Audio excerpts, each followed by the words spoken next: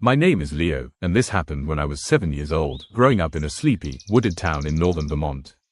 Our house was an older frame cabin-style place, nestled at the end of a long dirt road. My bedroom was at the end of the hallway on the second floor.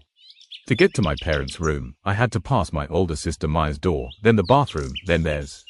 That hallway, at night, felt like a canyon. The rule in our house was strict: after lights out, you stayed in bed.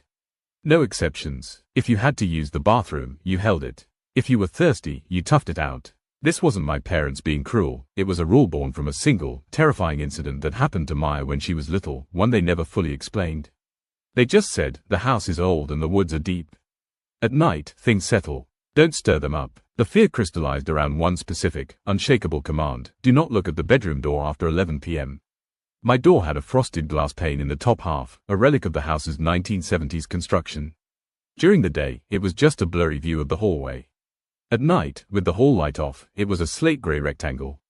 But if someone turned the hall light on, you'd see their shadow moving past, blurred and distorted. One winter night, a vicious snowstorm was howling outside, shaking the windows. I'd had a nightmare, a bad one, about sinking into cold, black water. I woke up with my heart hammering, desperate for the comfort of my parents' room. The digital clock on my dresser read 2:17 a.m. I lay there, paralyzed, clutching my blanket, the rule screaming in my head. But the need to see my mom's face, to hear my dad snoring, was overwhelming. I reasoned that I could be quick. I'd just sprint down the hall, dive into their bed, and be safe. I slipped out from under the covers, my feet cold on the hardwood floor. The only light was the eerie, bluish glow from the snow pressing against my window. I tiptoed to my door, my hand trembling on the cold knob. I took a deep breath, pulled it open just a crack, and peered into the hallway. It was pitch black, and silent, the kind of silent that feels thick, like wool stuffed in your ears. The storm outside was muted, as if the hallway existed in a separate, soundproof space. I took one step out, then another. I was level with Maya's door now. I could see the thread of light under my parents' door at the far end, about 20 feet away. A beacon. I started to walk faster. That's when I heard it. A soft, wet, dragging sound, like a sopping heavy towel being pulled slowly across the hardwood floor. It was coming from behind me, from the dark end of the hallway where the stairs descended. My blood turned to ice. I froze, the rule screaming in my skull: do not look at the bedroom door. But this wasn't about my door. This was behind me. The dragging sound stopped. Then came a new sound. A low, rhythmic clicking. Tick, tick, tick, like long, brittle fingernails tapping on wood. It was closer now. I couldn't breathe. I knew, with a child's absolute certainty, that if I turned around, I would see something that would unmake my world. The thing my parents' rule was designed to avoid. So I did the only thing I could think of.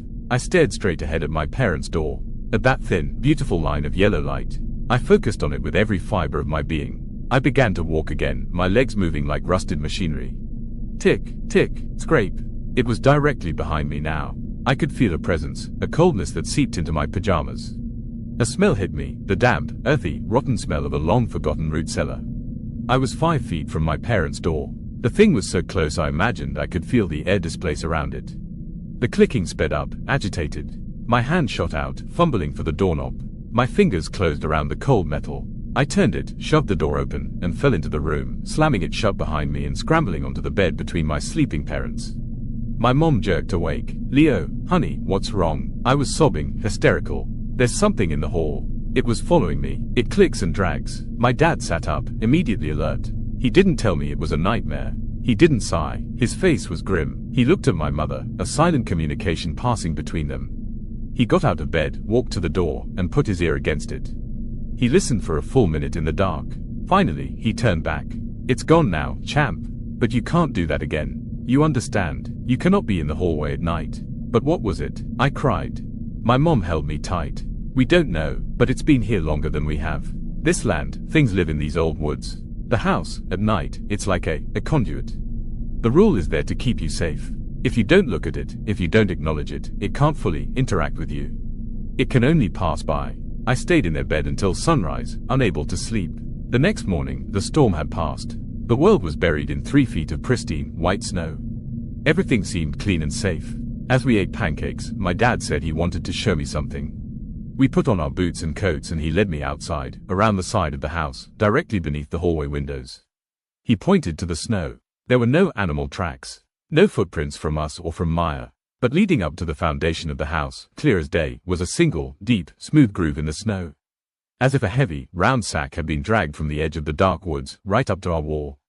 And beside the groove, punctuating the snow on either side, were a series of deep, sharp holes. The pattern was unmistakable, a drag mark, flanked by punctures, like something had been pulled along on stilts, stabbing into the ground with each step. My dad put a heavy hand on my shoulder. "It doesn't come inside every night," he said, his voice low.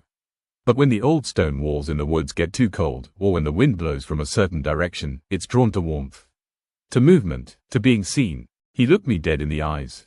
"The rule isn't just about your door, Leo. It's about any door. You got lucky last night. You didn't look. You broke one rule, but you kept the most important one. You didn't give it your eyes." We never spoke of it again. But the rule became gospel. To this day, and I'm in my 30s now, if I'm visiting my parents in that old frame in Vermont, I do not leave my room after 11 p.m. No matter what. And sometimes, during a winter storm, if I'm lying awake in the old silence, I'll hear it.